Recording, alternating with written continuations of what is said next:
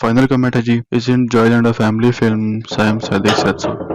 उनकी जो opening cast member हैं सादिया सईद, वो कहती हैं कि ये तो एक अडल्ट मूवी है। एक हमारे लोग जिनको लग रहा है कि शायद इसमें कोई मायूब बात है, एक तो ये एडल्ट्स के लिए है फिल्म। तो मेरा ख्याल है हमें अपने एडल्ट्स को इतना ट्रस्ट तो करना चाहिए कि वो क्या कंटेंट देखना चाहते हैं और क्या कंटेंट वो नहीं देखना चाहते हैं, इसका फैसला वो खुद कर सकें। और दूसरी तरफ साइम सादिक साहब कह रहे हैं कि ये मेरी फैमिली की फिल्म है। अब भाई हम किसी की बात माने, साइम सादिक साहब तो यहाँ तक कह रहे हैं कि ये एक फैमिली फिल्म है और मुझे मेरे अब्बू की याद आती है ये फिल्म देखकर। जी, मेरे हिसाब से क्योंकि मैंने लिखी है फिल्म और डायरेक्ट किया, तो मुझे तो नहीं लगता कि ऐसा कुछ है जो हमारे माशरती इक़दार के ख़िलाफ़ है। ये एक फैमिली की कहानी है, एक ख़ानदान की कहानी है। मुझे इसमें बहुत तरह से अपना ख़ानदान भी नज़र आता है।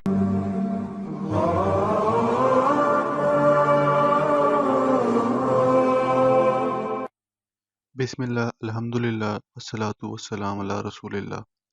उम्मीद करता हूँ कि आप सब लोग खैरियत से होंगे।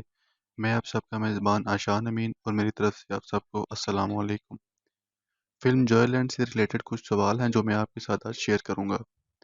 तो जी पहला सवाल है कि why are you asking to ban Joyland when you have not seen it? Joyland को बैन करने की असल वजह ये है कि जितने भी रिव्यूज़ आपको नज़र आएंगे, चाहे वो किसी भी वेबसाइट पर हों, लेकिन सिवाय विकिपीडिया के जहाँ उन्होंने जाकर उसे एडिट किया है, सारी वेबसाइट के ऊपर जो रिव्यूज़ आ रहे हैं वो बता रहे हैं कि this is a love story between two males, यानी कि एक मेल जो बायोलॉजिकल मेल अपने आप को आइडेंटिफाई कर रहा है और एक वो बायोलॉजिकल मेल जो एक्चुअली अपने आप को वुमन आइडेंटिफाई कर रहा है वो मर्द ही। और कुछ उनकी अपनी वेबसाइट्स हैं जो कुछ मैं आपको पढ़कर सुना रहा हूँ।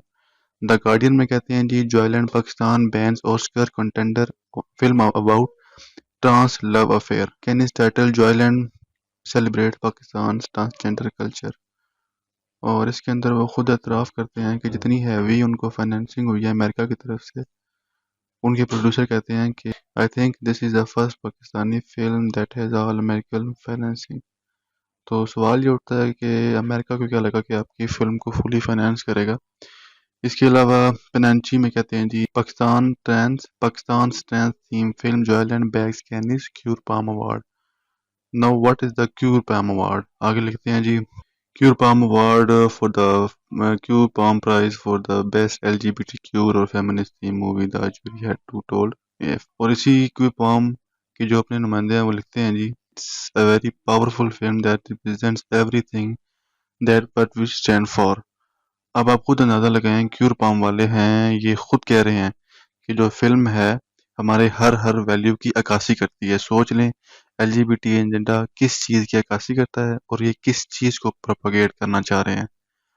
फिल्म के डायरेक्टर साइम सादिक खुद इस बात को एडमिट करते हैं एक रिपोर्ट में। कहते हैं कि जी, Pakistan is very schizophrenic, almost bipolar, but you also get this very progressive law which basically allows everyone to identify their own gender and also identifies a third gender। क्या दीन इस्लाम इस बात की इजाज़त देता है कि कोई बंदा जो मर्द हो वो अपने आप को औरत आइडेंटिफाई करना शुरू कर दे, या जो शख्स जो औरत है वो अपने आप को मर्द आइडेंटिफाई करना शुरू कर दे? क्या इस चीज़ की इजाज़त देता है इस्लाम? क्या इस्लाम थर्ड जेंडर की इजाज़त देता है? क्या या इस्लाम थर्ड जेंडर पर बात करता है? एलजीबीटी इंडिया न्यूज़ जो है वो इस बात को सेलिब्रेट कर रही है, वो इस मूवी को सेलिब्रेट कर रही है। यानी आप सिर्फ ये देखें कि इस मूवी को कौन लोग सेलिब्रेट कर रहे हैं। हमें फिल्म देखने से पहले इसका ट्रेलर ही समझ आ गया था, मूवी रिव्यूज़ भी समझ आ गए, जो स्टोरी लाइन्स आप लोगों ने शेयर, हमने तो नहीं शेयर की, आप लोगों ने खुद ही शेयर की है ना, आपकी अपनी वेबसाइट्स पर शेयर हुई हैं, वहाँ से पता चला कि इस फिल्म की पूरी कहानी क्या है। अगर ये सारी खबरें काफ़ी नहीं थी तो आपको बताने के लिए कि इस फिल्म के पीछे एजेंडा क्या है, तो आइए इस फिल्म की स्टोरी भी आपको सुना देता हूँ, जो मेरे तक भी एक खुफिया ज़राए से पहुंची है। स्टोरी क्या है जी? स्टोरी है लाहौर में एक फैमिली की जो राना फैमिली है, जहाँ पर दो भाई, जिनमें से बड़े का नाम कलीम है और छोटे का नाम हैदर है, वो एक घर में रहते थे जी। तो अपने वालिद साहब के साथ, और उनके वालिदा का इंतकाल हो गया है। तो वालिद साहब जो हैं वो व्हील चेयर पे के ऊपर हैं, वो डिसेबल्ड है ना। और जो दोनों भाई हैं दोनों की शादी हो चुकी है। अब होता ये है कि छोटा भाई जो हैदर है वो इम्पोर्टेंट है, वो अपने ज़वाजी ताल्लुकात उनको नहीं निभा सकता ना, इसलिए उसकी जो बीवी है वो उसमें इंटरेस्ट अपना आस्ता आस्ता लूज करना शुरू कर देती है। छोटा भाई जो हैदर है वो एक एग्जॉटिक डांस ग्रुप या एक इरोटिक डांस ग्रुप ज्वाइन कर लेता है, थिएटर के अंदर, जहाँ पर उसको एक ट्रांस वुमेन के साथ, यानी एक बायोलॉजिकल मर्द के साथ जो अपने आप को औरत महसूस करता है, उससे मोहब्बत हो जाती है। और दोनों के दरमियान बहुत इनअप्रोप्रिएट डायलॉग और सीन्स एक्सचेंज होते हैं। अब यहाँ पर इसकी जो मोहब्बत है वो अपनी एडवांटेजेस आगे करता है, लेकिन जो बीपा है कुछ अरसे के बाद इसे तंग आ जाता है कि तुम तो खुद ना मर्द हो, तुम तो अपनी बीवी को सेटिस्फाई नहीं कर पाए, तो मेरे साथ तुम्हारा क्या मामला हो। तो ये बेचारा वहां से भी दुत्कारा जाता है। तो इसको एज अ हीरो के तौर पर दिखाया गया है कि बेचारे की बड़ी सैड स्टोरी है, इसको मोहब्बत एक मर्द से होगी थी, हालांकि खुद शादीशुदा है। शादीशुदा शादीशुदा मर्द जो है वो एक हराम से हराम तरह रिलेशन में जाने की ख्वाहिश रखता है, और इसको आप हीरो बनाकर पेश कर रहे हैं। In the meantime Haider की जो बीवी है उसका फिजिकल रिलेशनशिप कलीम के बड़े भाई के साथ हो जाता है। अस्तगफिरुल्लाह। इसकी वजह से वो हमला हो जाती है। अब खुद आप अंदाज़ा लगाएं कि कितनी मेस्ड अप किस्म की सिचुएशन इन्होंने क्रिएट की है अपने एजेंडा को आगे ले जाने के लिए। ऊपर से ये कि जो उनके वालिद साहब हैं उनका भी एक हराम रिलेशनशिप दिखाया हमसायों की खातून के साथ, और सीन इस तरह दिखाया कि आपस में जिनसी ताल्लुक भी कायम हुआ है। अस्तगफिरुल्लाह, नाउज़ुबिल्लाह। बिलाखिर पूरी कहानी का क्लाइमैक्स ये था कि हैदर की जो बीवी है वो आखिर में खुदकुशी करके मर जाती है, क्योंकि इसको इस बात का गिल्ट होता है कि मैंने इसके भाई के साथ रिलेशनशिप कायम किया, जिसकी वजह से मेरे पेट में जो बच्चा है वो एक नाजायज़ औलाद है। सो आई थिंक इन सारी चीज़ों से ये बात वाज़ेह हो जानी चाहिए कि हम इस मूवी के ख़िलाफ़ क्यों हैं। ये जो दो बायोलॉजिकल मेल्स में मोहब्बत को फ़रोग़ देना चाहते हैं, तो आई थिंक इन चीज़ों से ये बात वाज़ेह हो जानी चाहिए कि आखिर हम इस मूवी के ख़िलाफ़ क्यों हैं। ये जो दो बायोलॉजिकल मेल्स में मोहब्बत को फ़रोग़ देना चाहती हैं, लेकिन जो चीज़ ग्लोरीफाई की जा रही है, जो चीज़ ब्यूटीफाई की जा रही है, वो ये है कि दो मर्दों के बीच जो प्यार हुआ, उसकी एक मर्द की जो अपनी बीवी है उसका अपना अफेयर चल रहा है उसके भाई के साथ, अल्लाह माफ़ करे, और दूसरे तरफ जो अब्बा जान है वो अपने मटेरियल फेज में लगे हुए हैं। तो पूरी सिचुएशन जो उन्होंने रिक्रिएट किया है इस फिल्म के अंदर वो ये है कि वो सारी डिसफंक्शनल फैमिली, और इस पूरी डिसफंक्शनल फैमिली के अंदर कोई पास अच्छा है तो वो उन दो मर्दों के बीच का प्यार है। चाहे वो कोई सीन्स ना दिखाएं, कोई एक्सप्लिसिट सीन्स ना दिखाएं, असल बात है जिस चीज़ को आप नॉर्मलाइज कर रहे हैं, दो मर्दों के बीच में प्यार और मोहब्बत है, जो कि हमारा दीन सख्ती से मना करता है। इसलिए हम इस मूवी के खिलाफ हैं। नेक्स्ट कमेंट है जी कि art is art and must be encourage by bringing religious into it. तो देखिए, अगर हम आर्ट इज आर्ट का फलसफा अपनाना शुरू कर दें तो क्या हमारा दीन हमें ये नहीं बताता कि कौन सा आर्ट ठीक है या कौन सा नाजायज़ है? क्या हम लोग जब अपने आप को मुसलमान कहते हैं तो क्या ऐसा हो सकता है कि आप लोग ऐसा वर्क ऑफ आर्ट जो अल्लाह और इसके रसूल के बताए हुए दीन के खिलाफ हो? चलें, अगर मैं आर्टिस्ट हूँ तो क्या मैं न्यूड पेंटिंग बना सकता हूँ ये कहकर कि ये तो आर्ट है? या अगर मैं कोई फ़िल्म बनाने जा रहा हूँ, तो क्या मैं कोई पोर्नोग्राफ़िक फ़िल्म बना सकता हूँ? तो जहाँ पर ये चीज़ें हम अंडरस्टैंड कर सकते हैं, तो ये चीज़ें हमारे दीन में अलाउ नहीं हैं, तो इसी तरह वो तमाम थीम्स भी अलाउ नहीं हैं, जहाँ पर हम किसी गुनाह के काम जिस पर अल्लाह और उसके रसूल की सख्त वईद मौजूद हो, उसको आप ब्यूटीफाई करके, ग्लोरीफाई करके लोगों के दिल में ऐसी चीज़ पैदा कर रहे हैं कि जहाँ वो एम्पैथाइज़ करना शुरू कर दें उन लोगों के साथ जो गुनाह करने वाले हैं। ऐसा तो नहीं हो सकता जी।